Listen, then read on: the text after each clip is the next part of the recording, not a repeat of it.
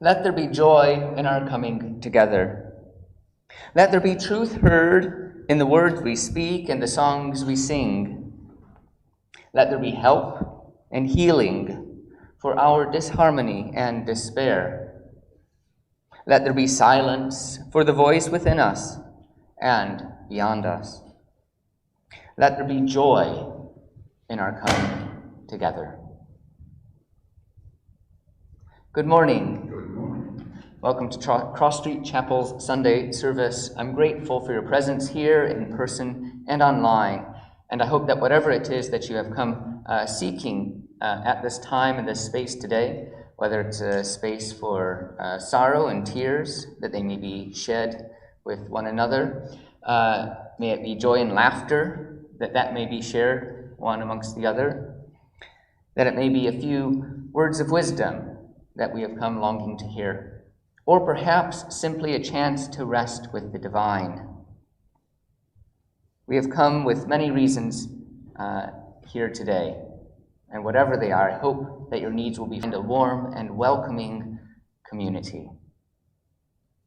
We opened our worship with the words of the Reverend Carl Seberg, a universal declaration that this can be a place of joy, a place of sharing, a place of recognizing the challenges in our life, a universal declaration. We come together as well within a more specific Unitarian community, and to honor that, we have a ritual of a lighting of a chalice. So with many congregations across the world, we join together, and today we have a few anonymous words to join us as we light our chalice. We light this candle to remind ourselves to treat all people kindly because they are our siblings. We light this candle to remind ourselves to take good care of the earth because it is our home. We light this candle to remind ourselves to live lives full of goodness and love because that is how we will become that we can be.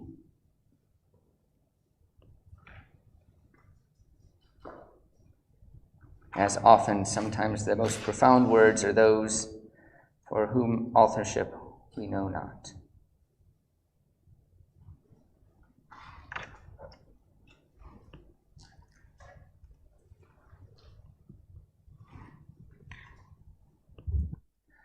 We join together as well in the recitation of our covenant, moving sort of through concentric circles of universal humankind to our Unitarian tradition, and now something that was developed by the Cross Street congregation a few years ago.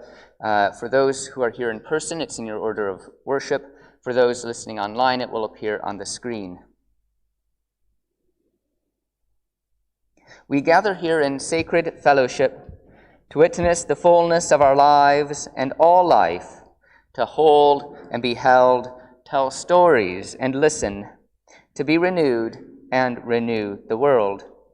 We speak with care and patience. We act with gentleness and compassion. We forgive each other and ourselves. In faith that we build beloved community, we renew our covenant today. Amen. Moving ever further inward at the start of our worship, we move now to a point of personal sort of contemplation and prayer of Tess Ward, which is a prayer entitled September Sun.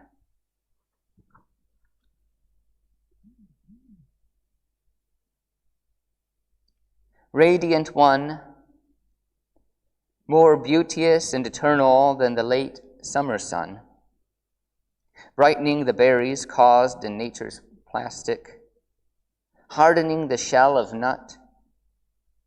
May your spirit grow us from seed within and protect us without, that we might bear kind fruit in all the weathers this day. Be the kernel of love at the center of our lives. Be the kernel as we go about our busyness this day. Be the kernel as our feet go from place to place.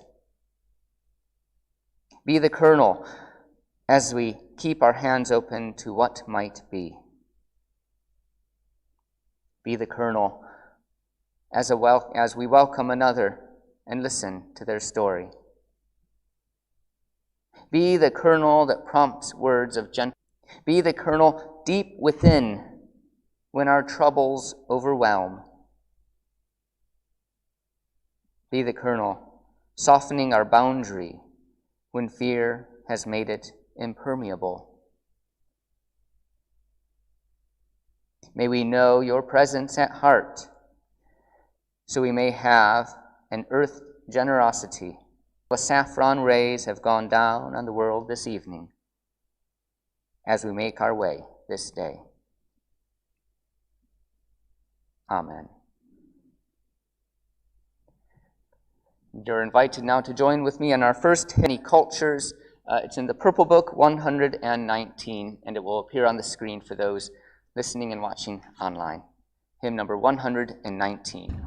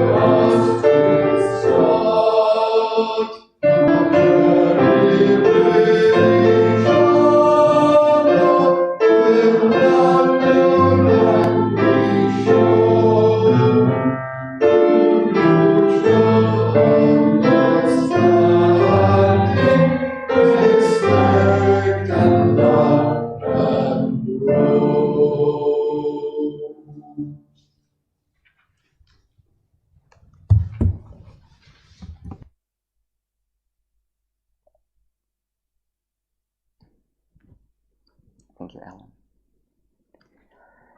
We now have a couple readings and then a few words of my own. This is from Joanna Macy and Chris Johnston's Active Hope. Dangerous, frightening, out of control. As we go around the room, people are calling out the word or phrase that comes to mind as they complete this sentence. When I consider the condition of our world, I think things are getting dangerous, frightening, out of control. Over the last few decades, we've tens of thousands of people findings that show high levels of alarm about the future that we're heading into. Such widespread anxiety is well-founded. As our world heats up, deserts expand and extreme weather events become more common.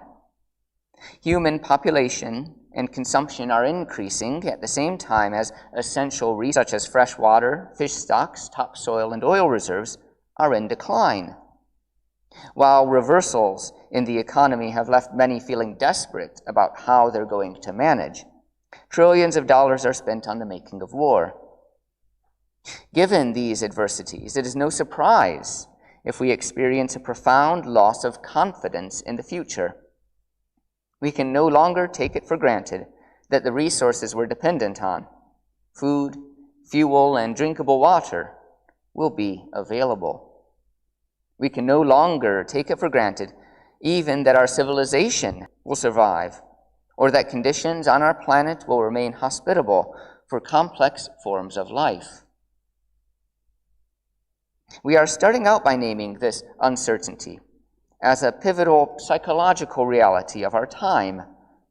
Yet, because it is usually considered too depressing to talk about, it tends to remain an unspoken presence at the back of our minds. Sometimes we're aware of it. We just don't mention it. This blocked communication generates a peril even more deadly, for the greatest danger of our times is the deadening of our response. Act of hope. We follow this with the poem When Hearts Are Full by Richard Chenevix Trench.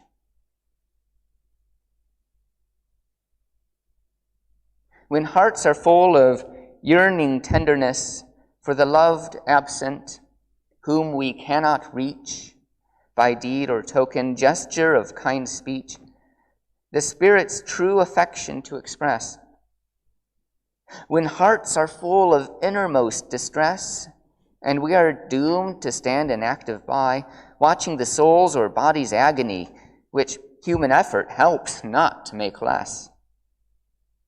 Then, like a cup capacious to receive the overflowings of the heart, is prayer. The longing of the soul is satisfied, the keenest darts of anguish blunted are, and though we cannot cease to yearn or grieve, we have yet learned in patience to abide. When hearts are full of yearning tenderness.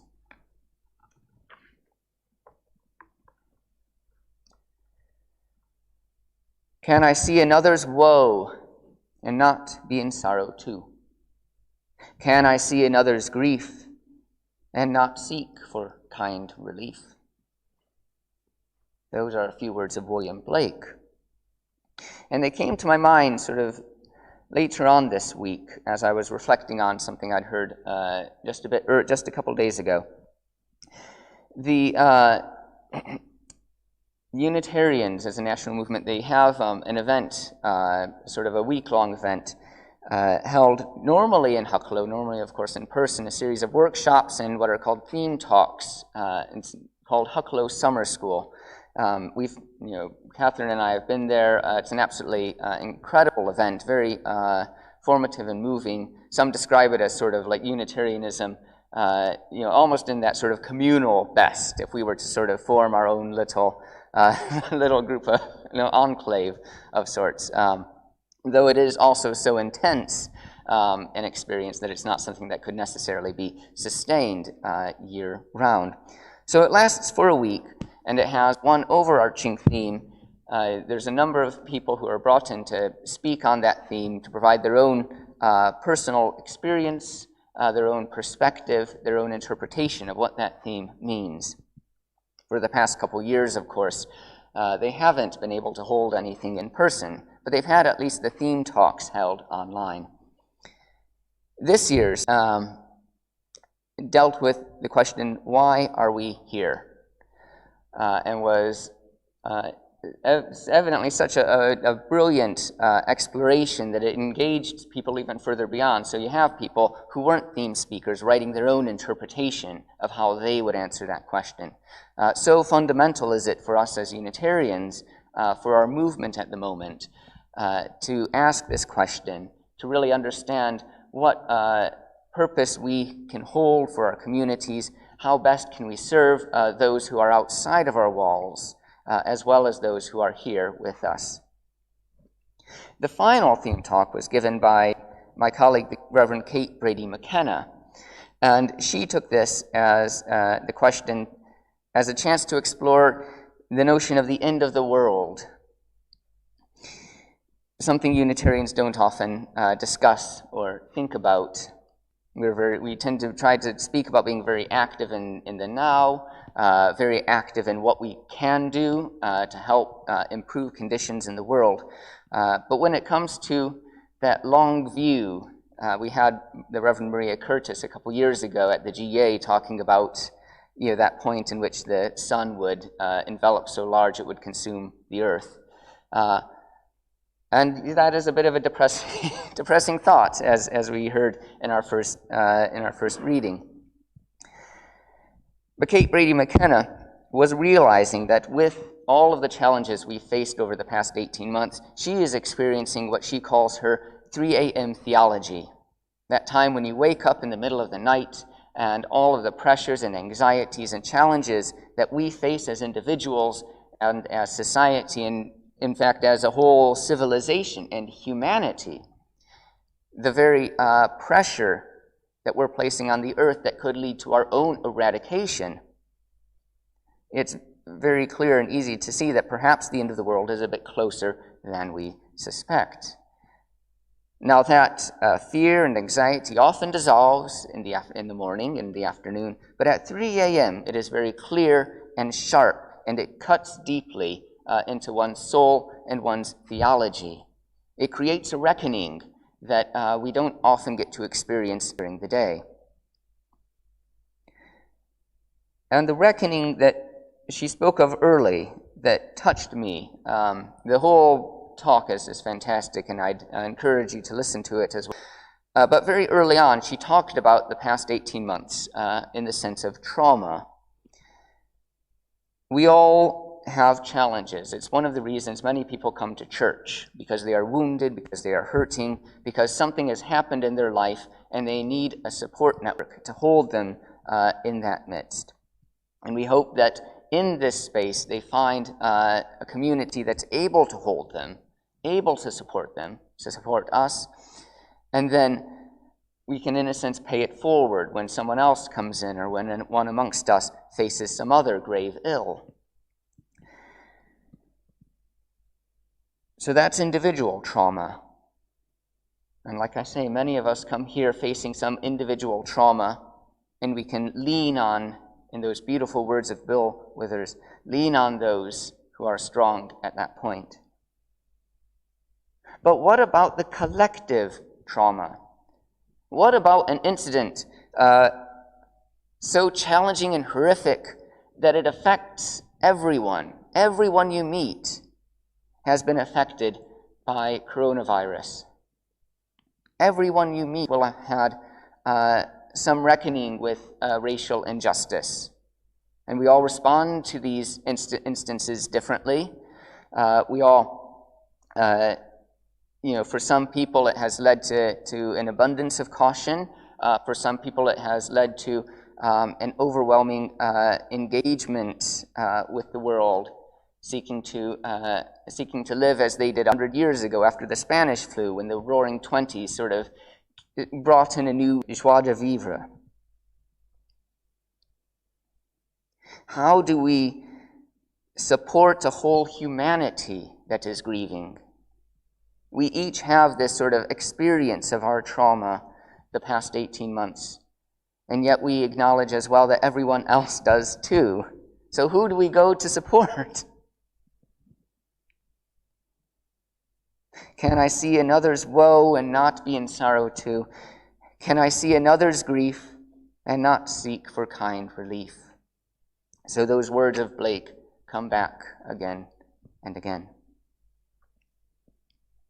A few weeks ago, I used the expression misery to us to explore a different way of interpreting it, rather than thinking of it as pulling someone down to our level, to acknowledge that woundedness needs support.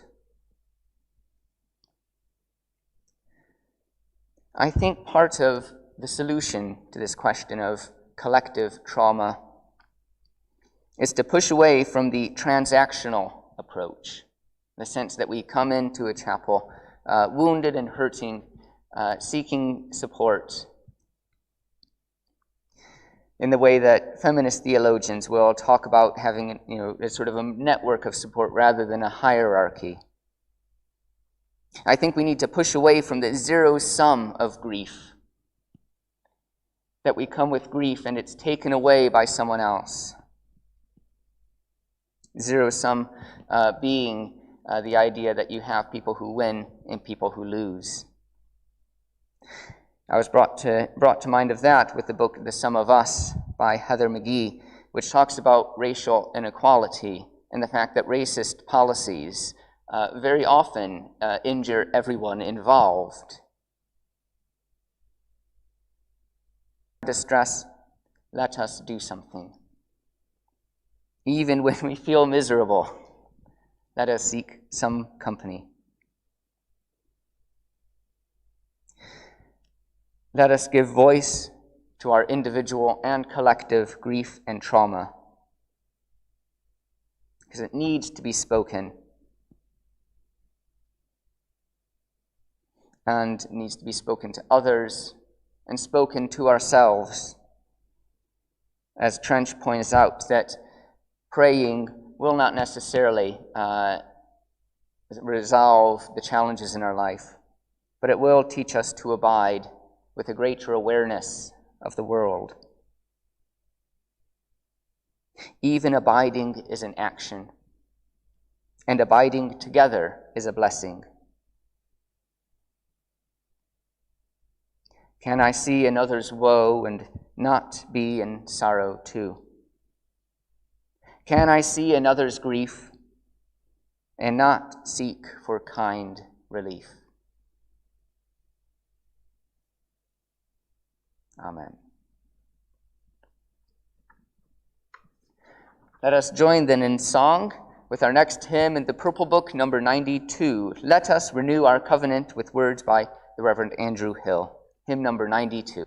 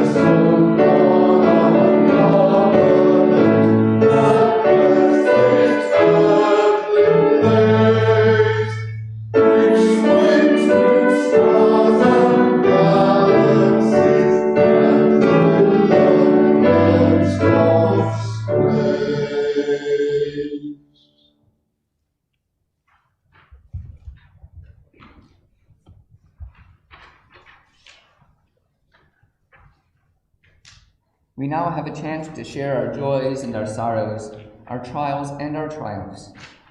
If you want to share these publicly, please come forward and light a candle. And then if you have something to share, please come forward and speak into the microphone so those listening online are able to participate.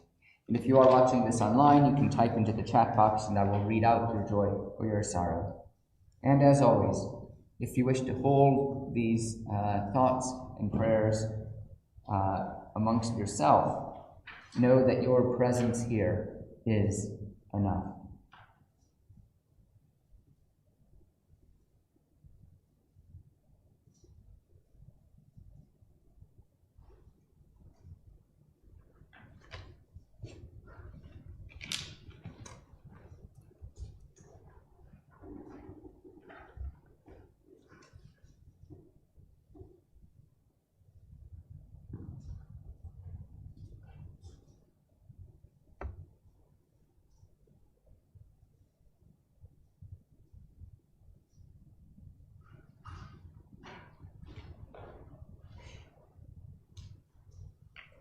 I was touched to read in the newspaper yesterday that an old friend and former teacher of mine at Central School of Speech and Drama, Joan Washington, had died. and her husband, who is somewhat younger than her, is an actor, and he's done a series of television programs about writers moving from the region where they've written about or lived. But it was quite a poignant moment for me, as I remember being at Central School of Speech, although now the Royal Central School of Speech and Drama, back in the 1970s, when she was one of my teachers of speech and projection and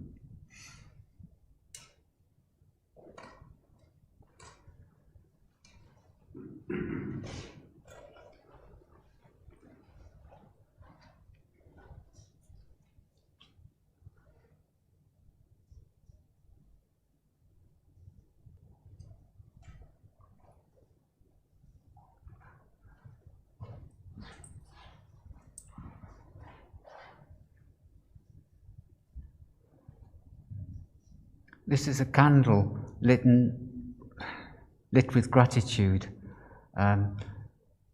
These last couple of weeks I've met both my sons for the first time since COVID hit us. And I also met my twin grandsons for the first time, which was just wonderful. So I'm very grateful, very grateful.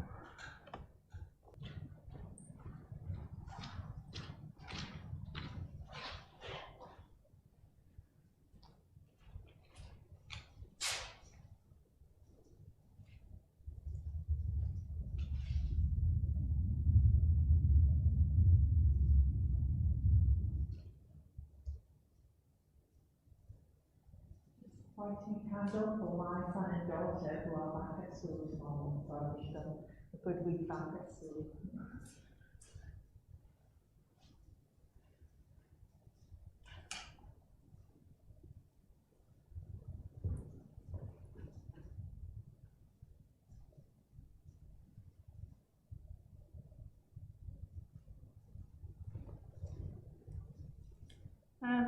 This is a candle of welcome to our musician Alan Williams, definitely not new to Unitarianism. You might spot his name in the Purple Hymn Book, but probably new to most of us here, so thank you.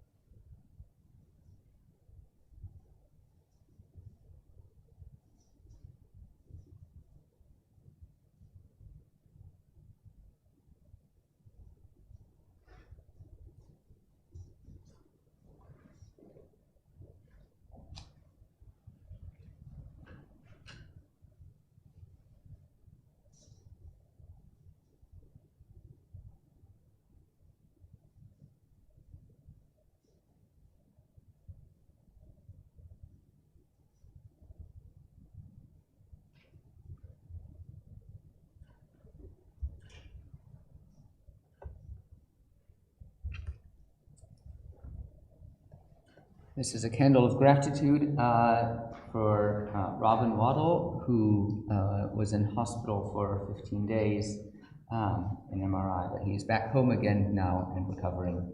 And they're watching us online, so we're grateful for their presence with us today.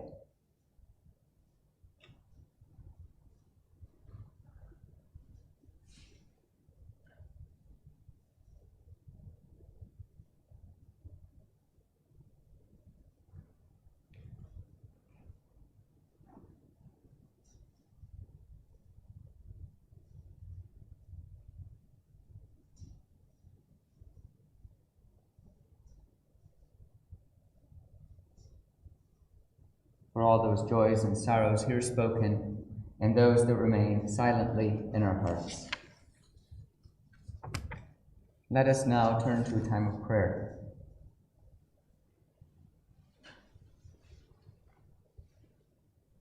We gather, drawing away from the torrents in our minds, die grow dark and cold, and lead us from the brightness of our awareness of this moment. Grant us patience, that when the winds blow, we will not be whisked away, that against the torrent of rain we may need shelter. And if this is not our blessing, and we find the challenges of life are too much to bear, may we be given compatriots who know the land and have a good and generous heart. May they guide us through rough terrain and uncharted land.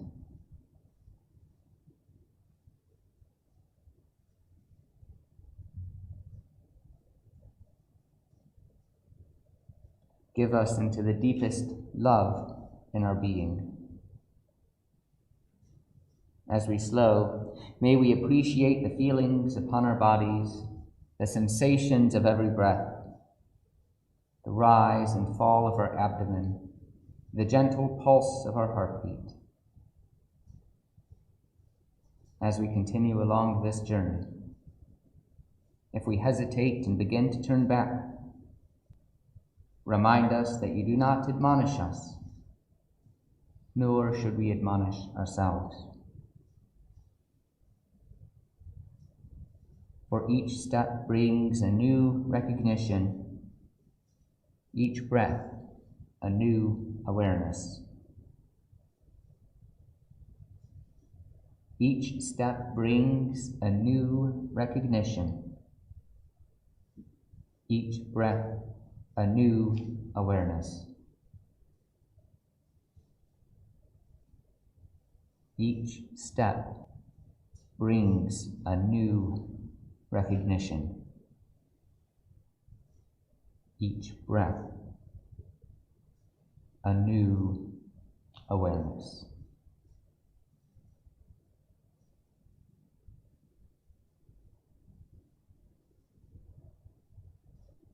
And so we enter into a period of silence for reflection, meditation, contemplation, and personal.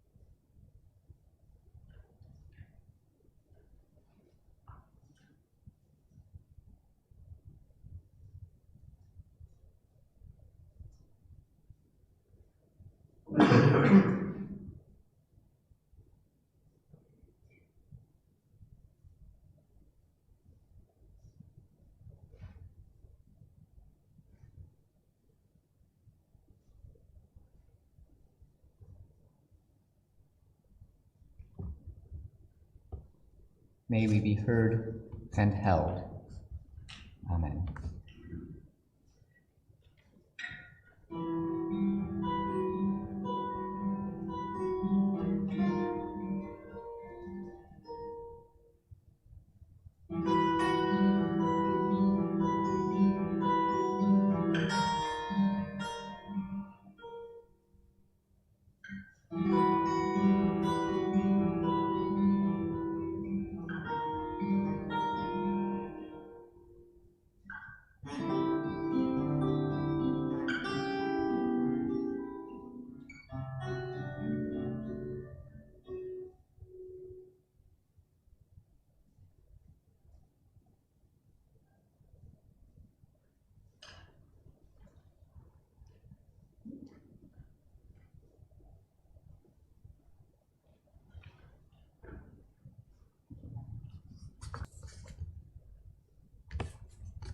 I think it's fantastic to have a variety of instruments. No, I genuinely do, and I think it, because we're of course in this process now, where we'll have a few months to consider what we want musically, and I think it's fantastic to be able to. I was going to say, think outside of our box, think outside of how we've been doing things or traditionally have had things here. So it's excellent to have. Be careful what you wish for, though.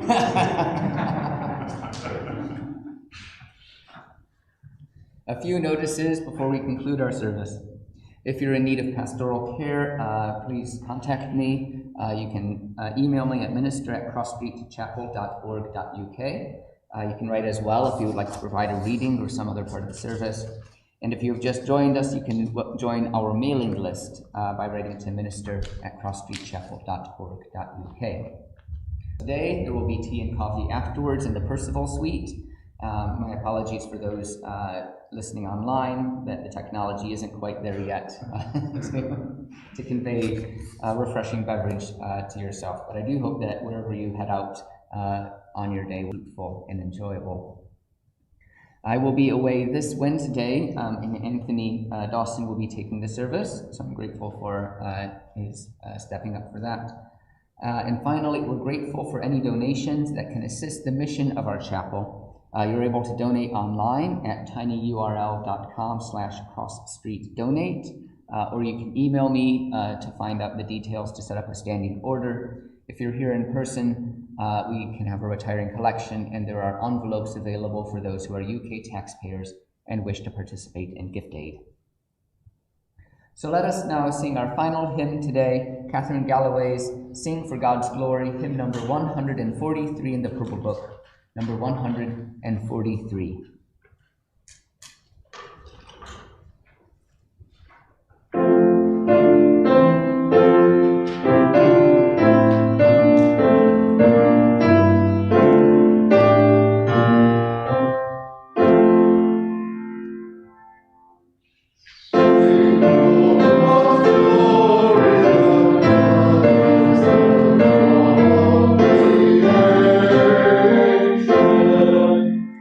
Praise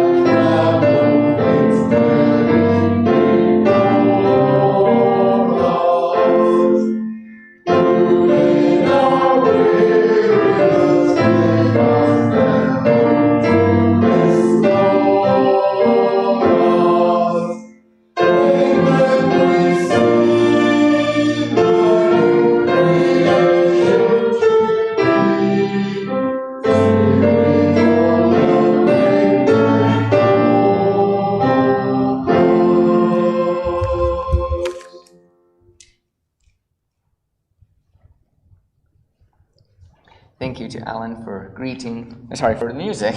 Thank Joe and Peter for greeting, and Catherine for the IT. And thank you all for creating and sharing worship today. We close with the words of Emily Green Balk. Let us learn to live together. Let us be patient with one another and even patient with ourselves. We have a long, long way to go, so let us hasten along the road of human tenderness and generosity. May we find one another's hands in the dark. Amen.